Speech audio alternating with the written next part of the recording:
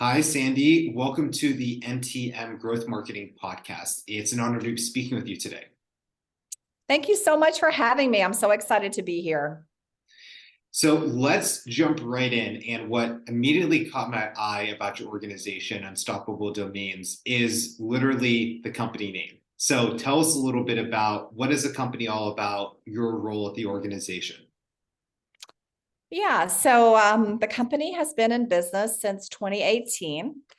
We've recently become a unicorn, which we're super excited about, which just means that we're producing lots of value for our customers and our partners. The company's mission is really a digital identity platform, getting a digital identity into the hands of every person across the globe. A digital identity is so powerful, and it's very different than what we see as a digital identity in the Web 2 world. So if you think about it today in the Web 2 world, you do have a digital identity. Every time you log in with a username and a password, that represents your digital identity. But today, that's tied to a platform. So, be it Google or TikTok or Twitter. And then, of course, if something happens to that company, you lose all your data. And that data is typically sold by the company, not by you. So, for example, Google and Facebook made $100 billion selling our data, Andrew.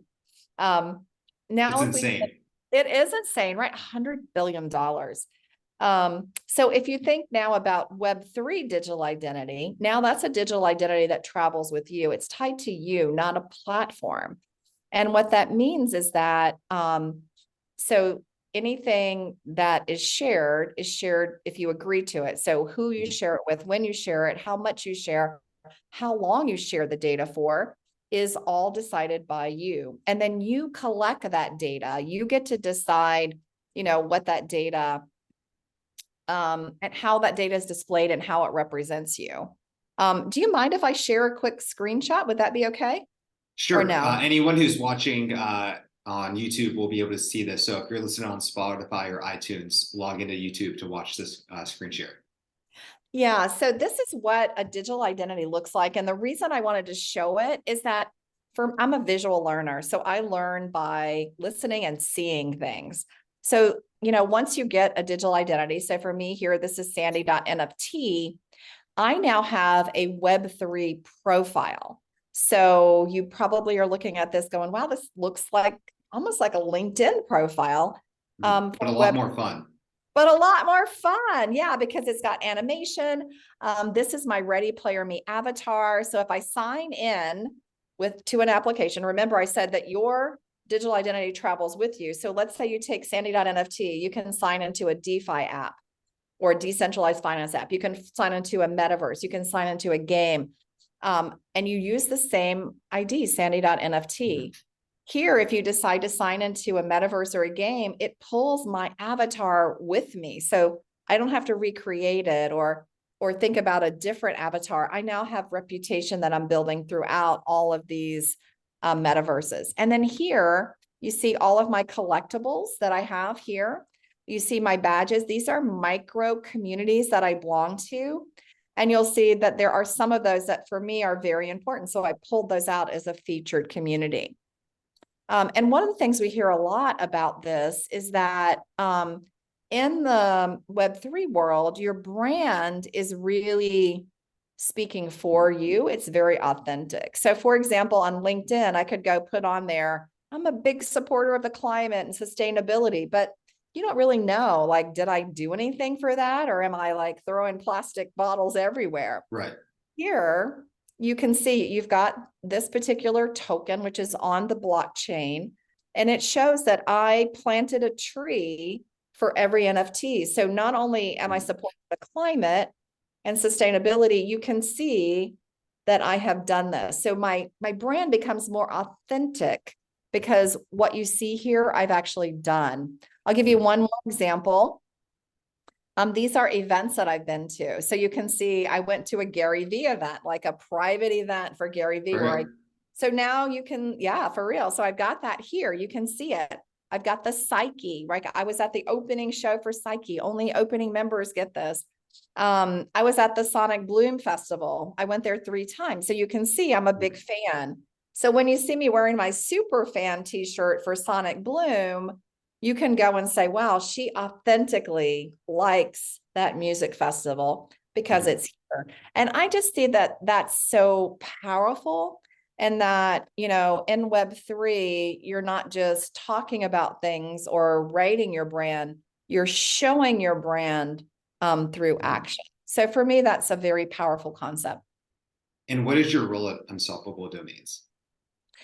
So I am the COO, or the Chief Operating Officer, and the head of partnerships. So I help spur all of our partnerships on. We've gone from 41 when I started to over 1,000 Wow. sponsorships.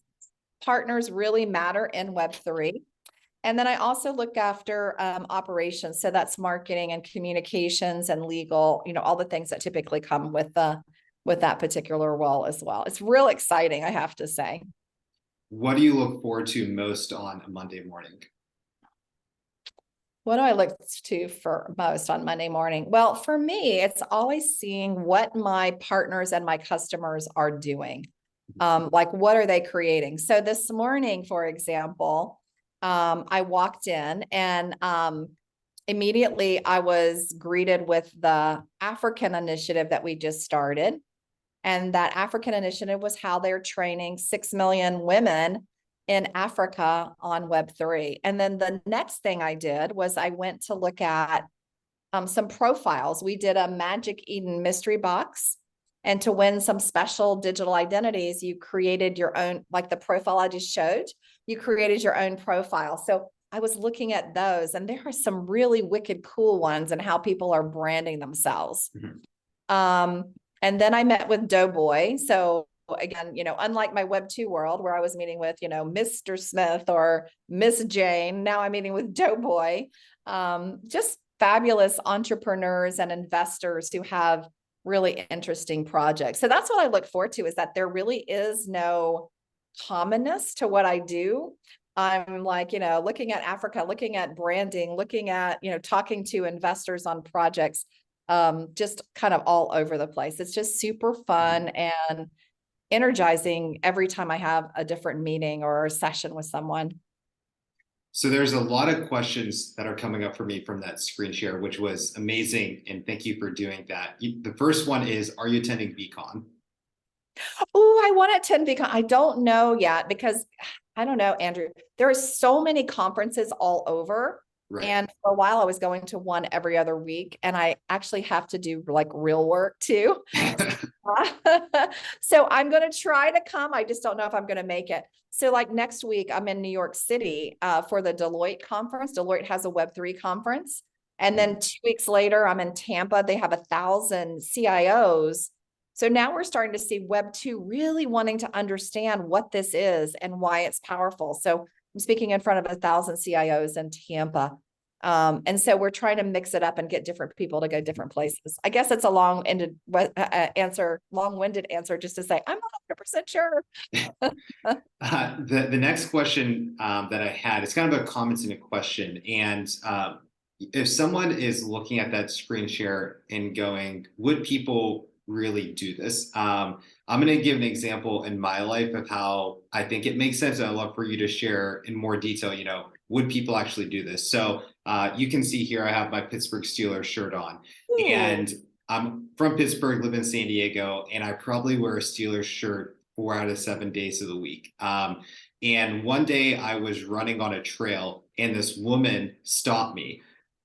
Just was like going like this, and I had no idea what was wrong with her, if she was injured. And then she proceeded to flash me because she had a Steelers tattoo underneath her shirt.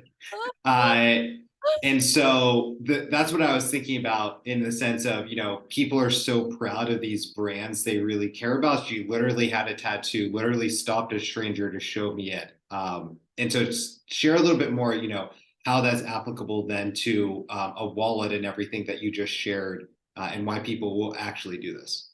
Well, it's such a great question, Andrew. And I was at NFTLA and I did a couple of focus groups asking people, like yourselves, how do you identify yourself? Like, what do you want in that digital identity? What do you want in that profile? And so some people said, gosh, I'd really love my car title there. I don't know if you know, I was in LA. The state of California is actually issuing car titles now as an NFT or as a token. Really? And they want that in their digital identity so they don't have to put it in a safe or go track it down. So that was one thing people said. But sports was number one. So I want my sport team. I want my football team, my soccer team, my cricket team. I want that to be represented inside of my digital identity because that's who I am. Like my husband last night, we had to rush back from dinner because Steph Curry was playing on TV. And so, if I asked him, who do you identify with? He would say the Warriors. He would say Steph Curry. And so that should be part of your identity. Mhm. Another interesting one that we're working on right now is cars. Like people say, I'm a Corvette guy, or I'm a Ford or a Chevrolet person, or I'm a truck person. And so they want their cars to be represented there, maybe not just as their car title, but as a visual of I'm a Corvette lover or a Mhm. lover or whatever you happen to be. So we are exploring, adding in more and more. And the cool thing is that digital profile is yours. You own that Mhm. data. And so, as you think of new ideas, you can do it. You don't have to depend on us in doing that. We can help with some sports teams, but you can also do that yourself. You don't have to wait on us to do something like that. Uh, the third question that I was thinking about is, as you were explaining everything, what I immediately was thinking was Sandy is an amazing storyteller and is extremely articulate. So you take a very complex subject and you explain it to a fourth grader, and I'm sure they could understand what you were talking about. How did you learn that skill set, which I think is so important as a marketer? That's a great question. I do pride myself as one of my superpowers is storytelling. And you know what I think, Andrew, it actually came from is my grandfather. Mm. Um, I used to go over to my grandfather's house a lot. And he would tell me stories. He would tell me stories about everything. And then he would say, you tell me a story. And he'd kind of teach me. He was a great speaker. He did a lot of speaking at conferences and that sort of Mhm. thing. So he would say, you tell me a story and let me see how it plays. And then fast forward, my dad was a cameraman for CBS. And Mhm. so a lot of Saturdays, my mom would go do something else. I'd go with my dad to the station and I would sit there in the seat and they would put the teleprompter up and I would read a story and then they'd say, tell us a story. And so, I just got in that practice of telling stories. I think stories are very powerful. In fact, one of my favorite quotes goes like this. It says, tell me the facts and I'll believe, but tell me a story and it will live in my heart Mhm. forever. And I love that because sometimes when I go and speak, people will come back 2 years later and they'll say, I still remember that story you told me about whatever it was. And that gives me a lot of satisfaction. I feel a lot of gratitude that people do that because I do think you learn through stories. What I've heard in a lot of my dialogues with people in the Web3 world is that Web2 marketing and Web3 marketing are different animals. Can you talk about what makes a good Web3 marketer? Yeah, so let me tell you, I think first about some of the differences that I see, and maybe that will help us talk about what makes a great Mhm. Web3 marketer. So in Web2, I see a lot of people that are customer focused. I came Mhm. from Amazon Web Services. We were customer obsessed. We were the best. I mean, I think what Amazon Web Services is the best at that. Um, and that's Web 2, right? You listen to your customers, you take action, you listen, you take action. The best companies do that. But in Web 3, the customer, you're not listening to them. They're actually part of your community. So Mhm. you're co-creating with them. And that's a difference, right? Listening, taking action versus doing it with them. I think it's a different mindset of how you work as like a product marketer and how you craft, like, what is that next product, for example. I think the other thing that means is that you also have to not, you know, create a story that sounds good. You actually have to live the story. So in Web 2, you can come up with great marketing and present it out there. In Web 3, you have to live that marketing. Mhm. It has to be more authentic because people can see what you do on chain. And if you see a difference between what you're saying and what you're doing, people will point that out. So it really does have to be a livable marketing. It has to be part of your DNA. I also see a difference. I'll just do one more of Web 2 and Web 3. To be a great Web 3 marketer, I think you have to be a continuous marketer. In Web 2, I think you can be kind of, let's do a campaign. It has a start, it has an end, start and an end. Mhm. But in Web 3, because you're dealing with a community, you're part of that community, you need to be always on. You need to be doing that always on communication. And so I do think that that's a little different as well. So those would be kind of my three big differences. Are there any brands you've seen that you believe they've done a really good job of transitioning from Web 2 to Web 3? Yeah, well, I think Starbucks has done a great That's what I job. was thinking of when I Yeah, was asking that. Starbucks is awesome. And I met someone who was working on the Odyssey project, which is their new Web3 project. And I love the way they were thinking about, transitioning their rewards program from a Web2 program to a Web3 program. I think they did it with the support of the community and the ethos of what the community does. They didn't say, oh, we're a big brand, we know how to do it better. They brought in the right set of people, they approached it in the right way. I thought they just did a really, really, really great job. I would say a personal brand who's done it really well is Paris Hilton. Mhm. I'd be saying Paris Hilton. Paris Hilton, now DJs in the metaverse. She's really changed her brand to Web3 in the metaverse.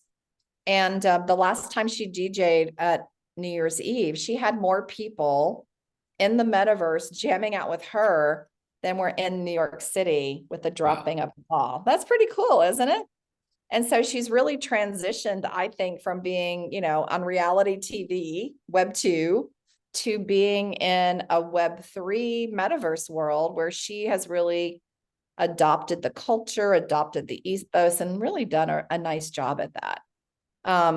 And I think there are other companies out there doing it too. I just heard from the World Wrestling Association, Anheuser-Busch, PepsiCo, Nike. Oh my gosh, Nike. I love what Nike's doing too in this space. So I think all of those are doing some great jobs. Did you mean WWE? Yeah, WWE. What did I say? Uh, I'm not sure. So I was actually just at Oh, WrestleMania, and I think yeah. with the IP they own with all those wrestlers, whenever they dive headfirst into Web3, it's going to be amazing for them. I completely agree. Yeah, and I think they're doing so. I think that I saw a gentleman present at a recent conference from the WWE, and I thought he just had some really great ideas. And again, I think it all starts with where are you coming from? Like, what's your ethos and why are you doing it? Like, you're not doing Web3 to do Web3 or the Mhm. metaverse to do the metaverse. You're doing it because it brings extra value to your customers, not because of the tech. And I think that's what makes all of those companies really special. Do you think diving into Web3 as a brand is only accessible right now to the Nikes, the Starbucks of the world? Or do you think this is something a small business, under $5 million could jump into at this moment?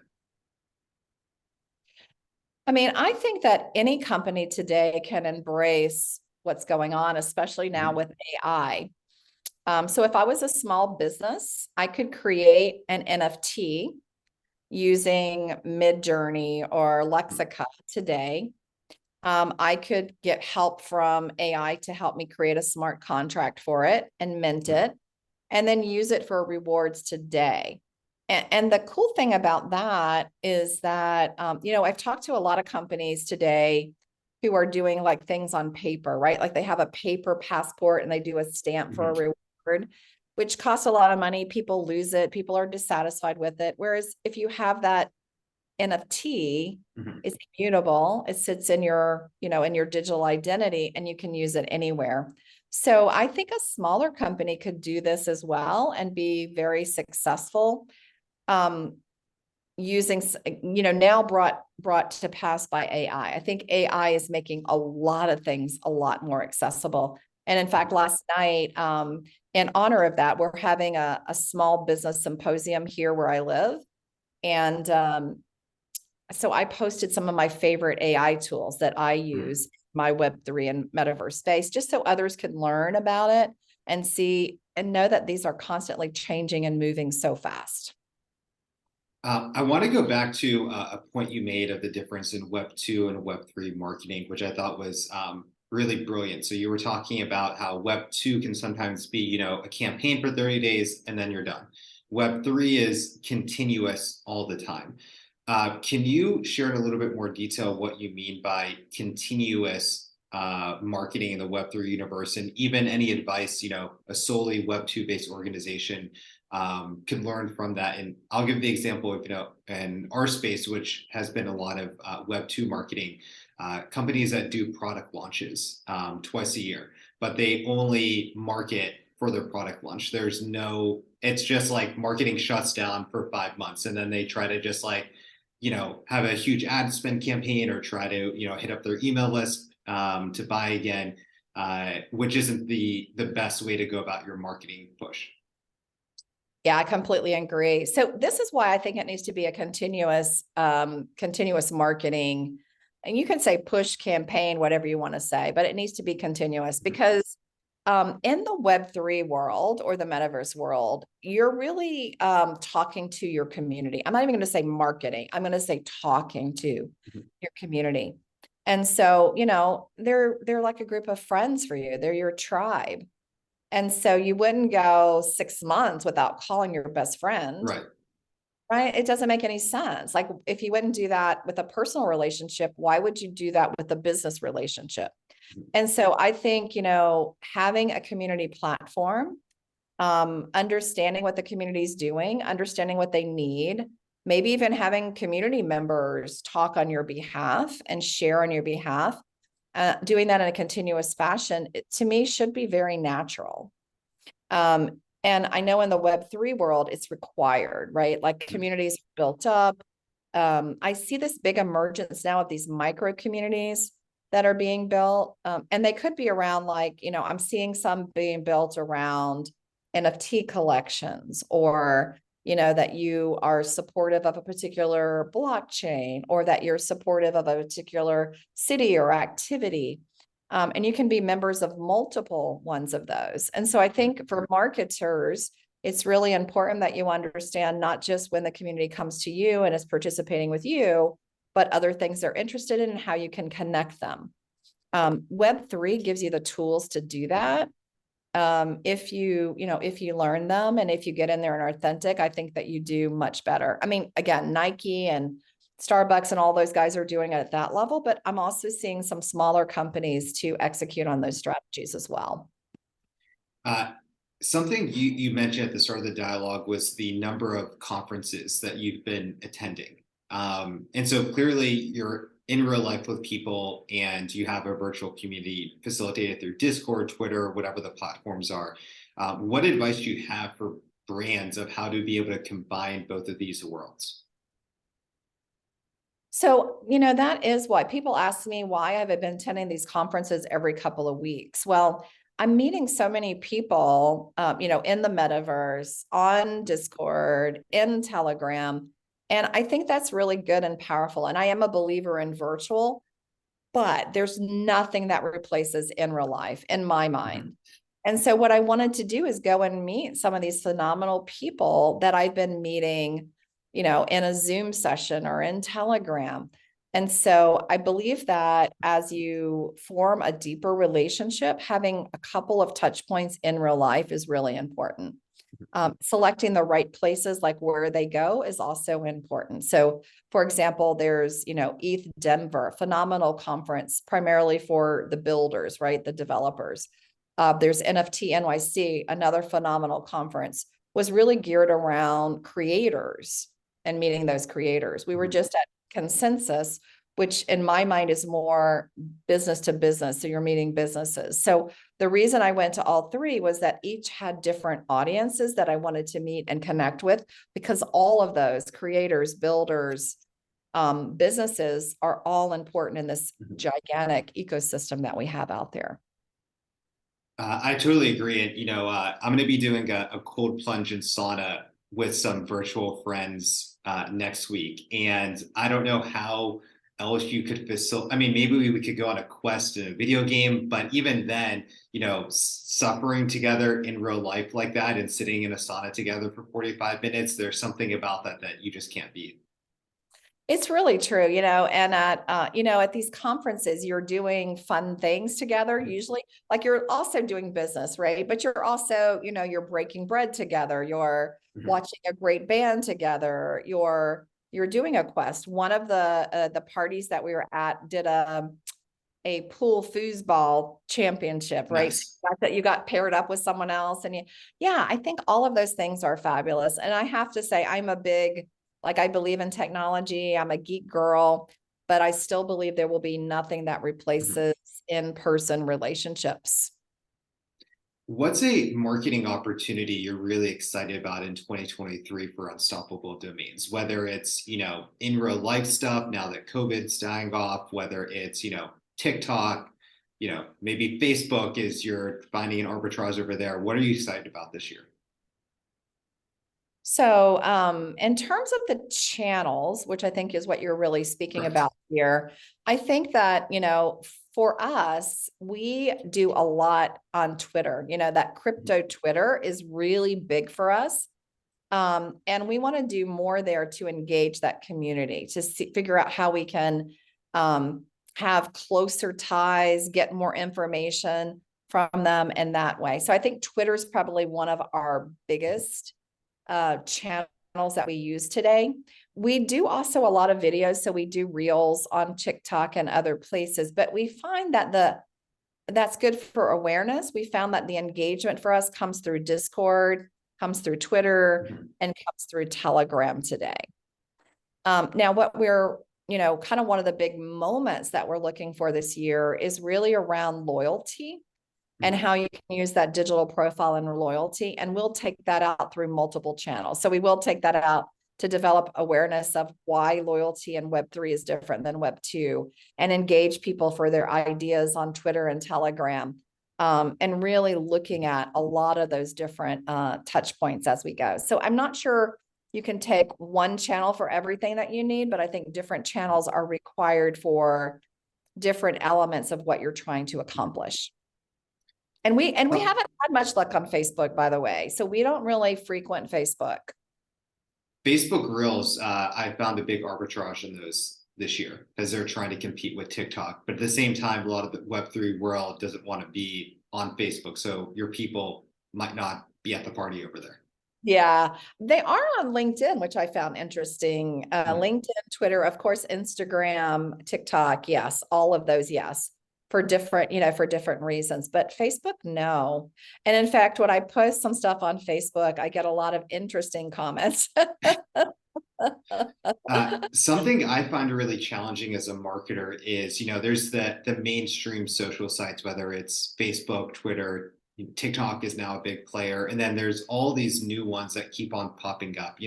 I keep on reading about Jack Dorsey's new Twitter competitor he's creating, and whether it was the Parlor was another one a few years ago.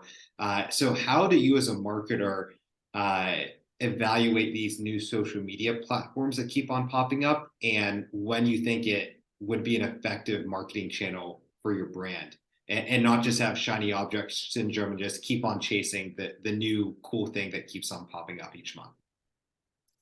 Yeah, so I did tell you I was a tech geek. So I do go and try out like Blue Sky and what is going on, and then see when they get some momentum. So Mhm. we did, for example, with Clubhouse, we did That's really, another great example. yeah, we did really go after Clubhouse because we felt like they had such a great, the voice, right? It was such a great platform to engage and do the two-way dialogue.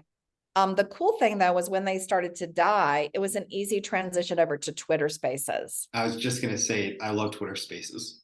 Yeah, so we do tons of Twitter Spaces. We love that. We get great and high engagement from them, especially when we bring on like a partner or two that Mhm. comes over.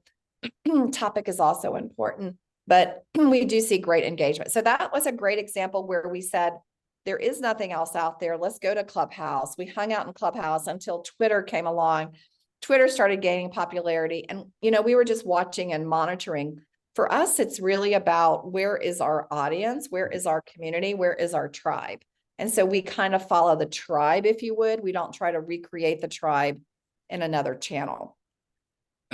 Is there any new social media site, just as an individual, you've been secretly playing around with that, whether or not it relates to unstoppable domains, in your mind, you're thinking, just wait for this one to explode. I think it really has something.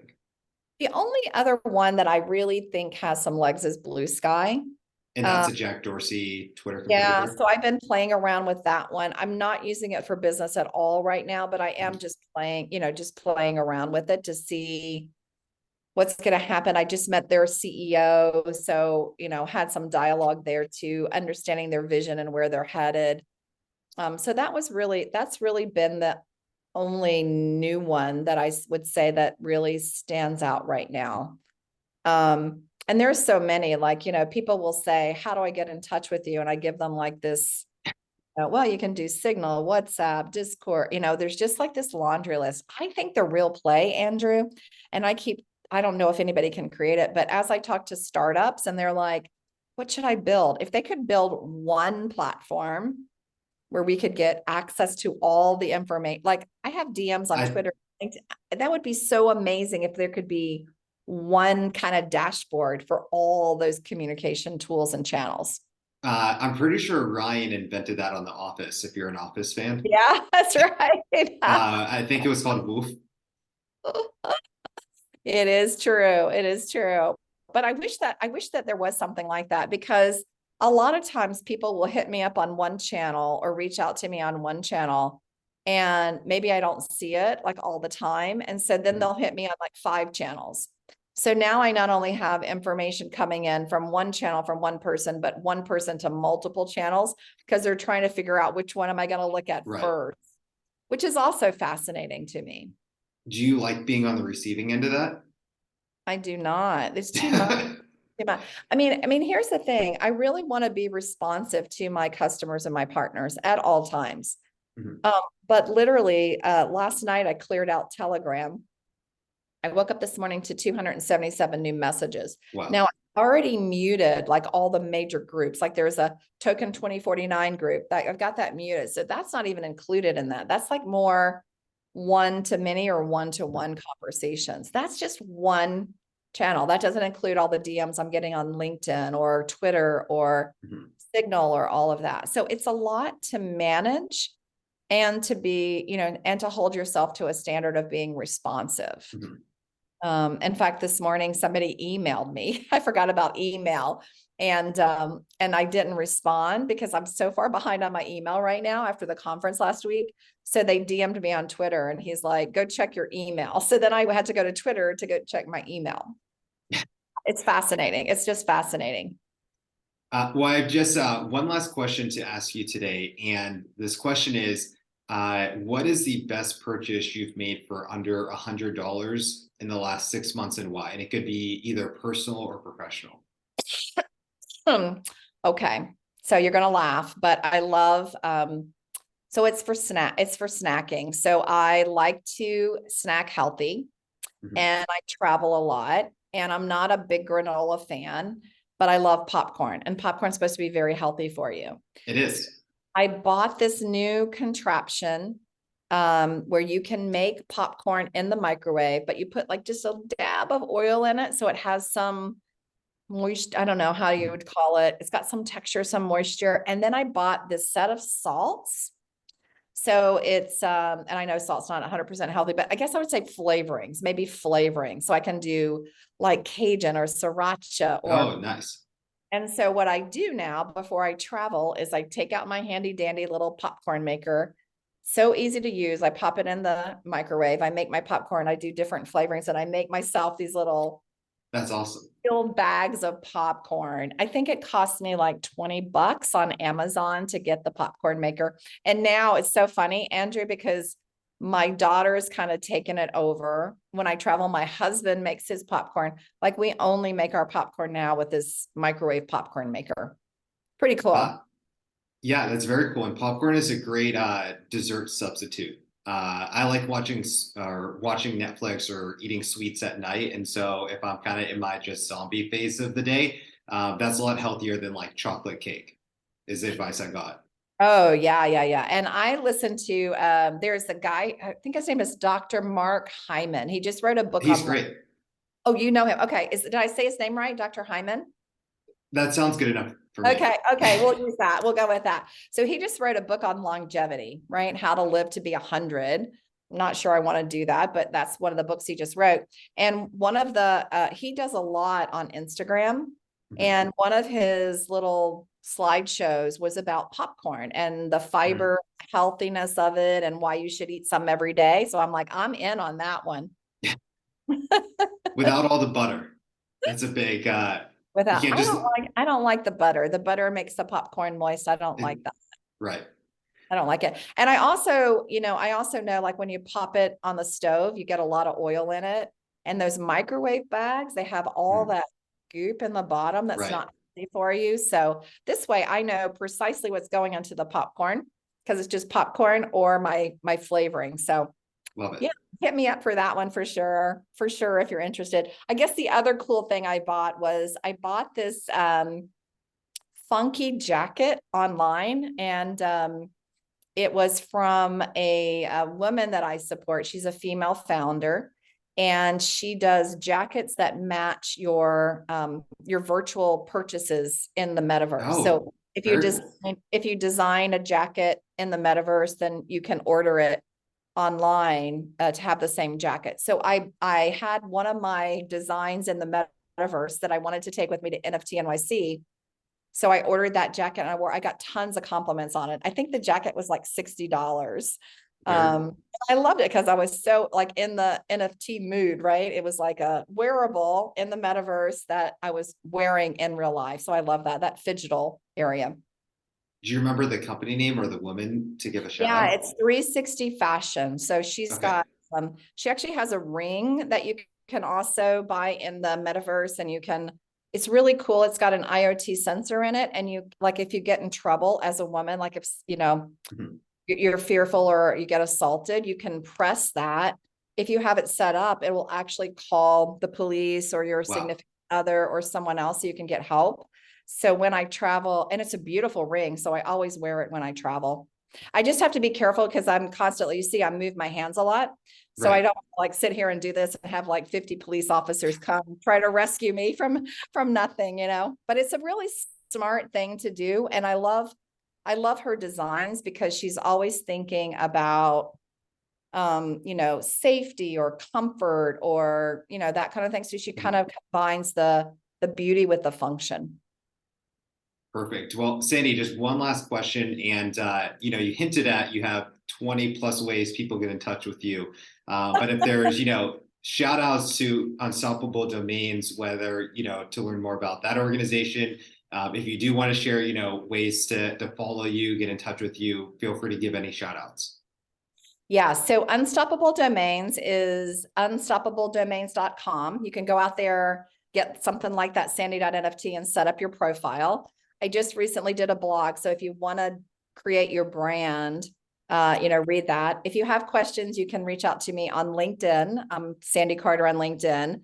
Instagram, I'm Sandy_Carter founder because I had founded a company before. Let's see what else. A Telegram is Sandy Carter, all one word, and Twitter is Sandy_Carter. And I would love any questions or any call outs or anything. Just be patient with me because I am navigating all those 20, all those 20 different forms of communication. Perfect. Thank you, Sandy. Thanks so much for having me. I love it. You're a great interviewer too. Thank you.